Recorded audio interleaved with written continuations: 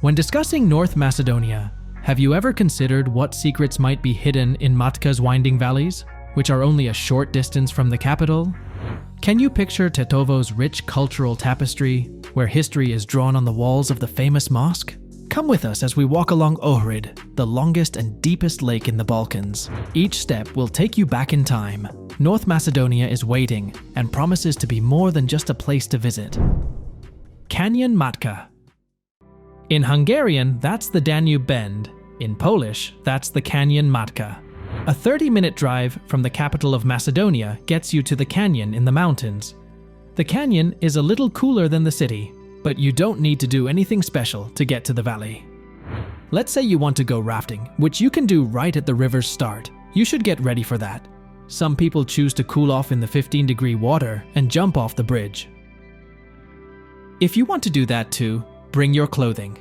You can go kayaking, rock climbing, or cave diving in the Vrelo dripstones. In Canyon Matka, there are many things to do outside, so you can pick the ones you like best. People like to visit Matka Canyon because you can spend a day or just a few hours there, based on your interests and how much time you have. The end is always the same. Recharging in the mountains gives you an experience you'll never forget. Tetovo.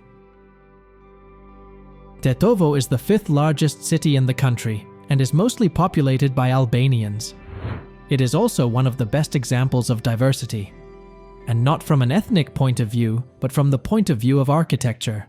You can find the Arena Zamija, also called the Painted Mosque.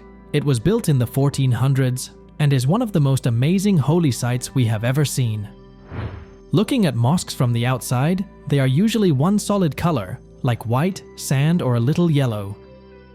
The bright mosaic tiles outside this mosque immediately make a big impression. The building is also interesting because, unlike other mosques, it doesn't have a dome. The dome doesn't seem to exist at first, because of the mural on the roof that makes it look like it does. It makes one think of the story of Arabian Nights.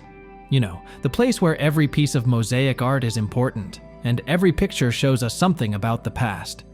The stone bridge isn't as beautiful as the one that goes through Skopje, but having Turkish coffee on the terrace of the cafe next to the water has a unique feel. Lake Ohrid. Because of its natural and cultural beauty, it is North Macedonia's only UNESCO World Heritage Site. But what's so great about Lake Ohrid? In some ways, it is the longest and deepest lake in the Balkan Peninsula. It is 5 million years old. There are many species that can only be found in this area. For example, the plashika is covered in crabs that can only be found here. You can buy nice gems here if you want them. By the way, the Ohrid pearl is popular all over the world. Things from this place are also in the jewelry collections of Lady Diana and Queen Elizabeth II. You'll almost feel like you're on the Riviera when you walk through the town of Ohrid, which is 693 meters above sea level. There are lots of beautiful flowers everywhere, nice restaurants and streets, and a great view of the lake from the top of the hill. And if that wasn't enough, there is a beautiful church every step of the way. This isn't the whole list of things to see around Lake Ohrid, but these places will make you feel like you didn't see enough. Samuel Fortress. It was during the Byzantine era that Samuel's fortress at Ohrid was an important part of the area's trade and culture life. It was also the capital of the First Bulgarian Empire in the 11th century. The Samuel Fortress is a reminder of that time. This fortress, named after a past ruler, was a key defense in the Balkans. The 18-tower castle wall is 3 kilometers long and has great views of the lake and the whole city. The castle is more than just a fortress, though. Archaeological finds inside the walls led people to believe that it used to be a city. There used to be multi-story wooden homes where people lived until the Turks came in the 15th century. Muslims controlled the area around the castle and kept Christians inside.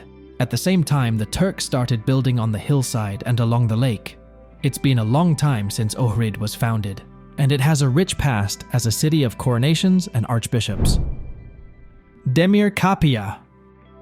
The town of Demir Kapija is the hottest in North Macedonia and is only 60 kilometers from the border with Greece. It is a lesser-known gem on North Macedonia's wine road through Kavadarci. This part of North Macedonia is famous for where people's favorite Macedonian rose Stanushina rose from Popova Kula comes from. It's also a great place for people who love hiking, rock climbing, and kayaking. All of it revolves around the Vardar and its name, which comes from the Turkish word for Iron Gate and Limestone Valley.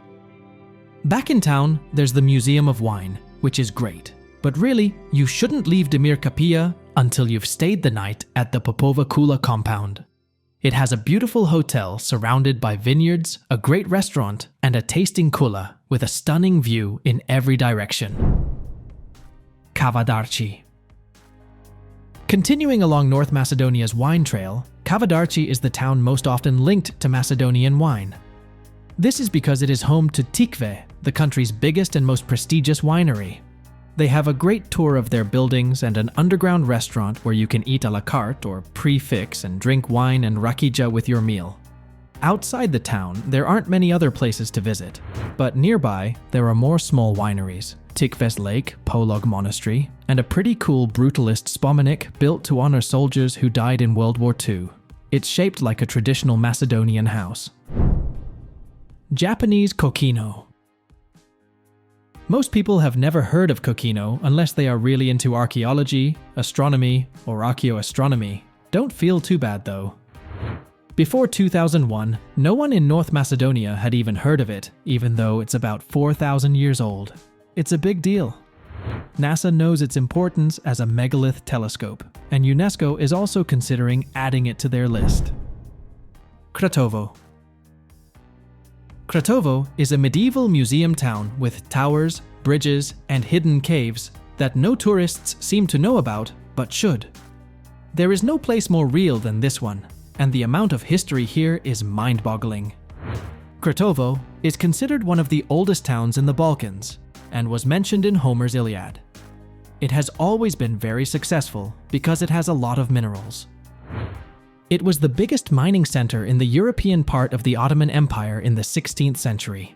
But by the 19th century, all of the town's mines had closed and began to fall apart.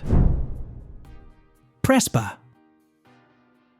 An interesting fact about North Macedonia is that there is another beautiful lake only a few kilometers away from Lake Ohrid. This is especially true for people who don't pay much attention to maps. Its name is Prespa, and its game is to make you feel like you're in a pretty untouched nature reserve. It's located in the village of Tetovo, specifically at Lakeview Resort. It has beautiful views, complete peace of mind, and an amazing urbex experience right next door at the abandoned Hotel Europa. Nobody knows how long Hotel Europa will stay this way, or if the Bloody Mary bar will work when you arrive. It's also possible to make a full 180-degree turn from Lake Ohrid, which is to say the least overrun with tourists. Shutka. This 76.6% Roma municipality is technically part of Skopje, and is only 15 minutes by bus from the city center. However, it can feel like a whole other world compared to the capital's kitsch and neoclassical glamour. It does have some great kitsch of its own though. Just walk down some of the wealthier streets made possible by money sent back from abroad to see what we mean. One of the best things to do there is to go to the market and hope you happen to see one of its famous weddings in the summer. North Macedonia is a place full of mysteries and wonders, that is sure. So, which of these places would you like to visit in North Macedonia? Let's hear your choice in the comments section. Want to see more videos like this? Make sure you like and subscribe to our channel. Thanks for watching.